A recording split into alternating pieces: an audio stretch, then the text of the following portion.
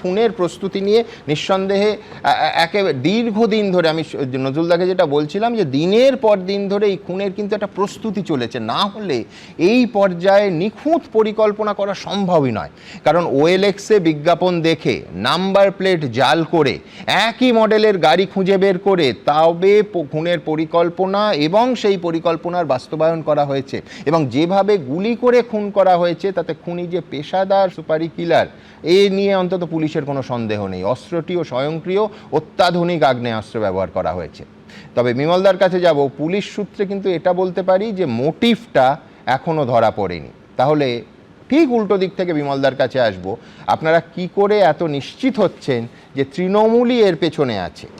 বিমলদা, না, আমি একটা কথা বলি, সেটা হচ্ছে তার আগে তোমার একটা কথার উত্তর আমাকে দিতে হয়, তোমাকে সমর্থন করেই বলি। তুমি বারবার বলে এসেছো, এখানে আমরাও সমর্থন করেছি, রাজনৈতিক হিংসা আটকানোর দায় কিন্তু রাজনৈতিক দলগুলির। একটু আগে যেটা বললে, তো আমরা তো সেই দায়িত্বই পালন করছি।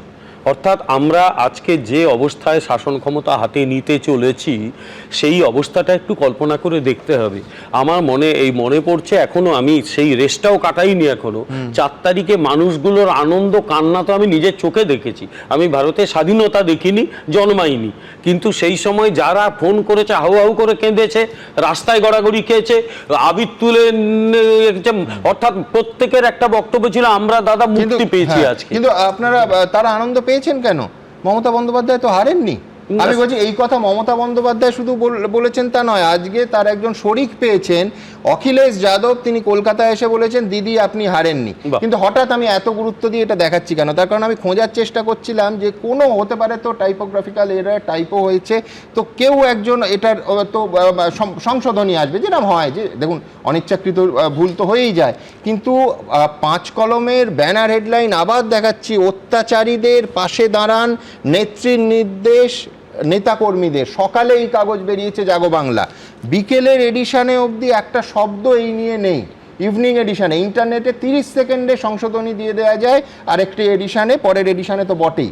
এখন 8:41 কোনো সংশোধনী নেই। তারে আমি ধরে নেব যে তৃণমূল কংগ্রেস অফিসিয়ালি বলছে যে অত্যাচারীদের পাশে দাঁড়ান। আর কথা বলি, যেমনি দিদি তার তেমনি ভাই, সে উত্তরপ্রদেশের ভাই হোক বাংলার ভাই হোক, কারণ এনা এবং ইনার পিতৃদেব মিলে গোটা উত্তরপ্রদেশকে নরককুণ্ড বানিয়ে দিয়েছিলেন।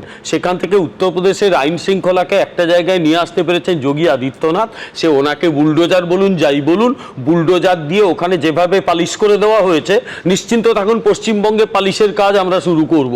কিন্তু সেটা হাতে একটু ক্ষমতাটা পেতে হবে। তো 9 তারিখে সরকার গঠন হবে এবং তারপরে এই গুন্ডা বদমাশরা কোথায় যায় সেটা আমরা বুঝে নেব।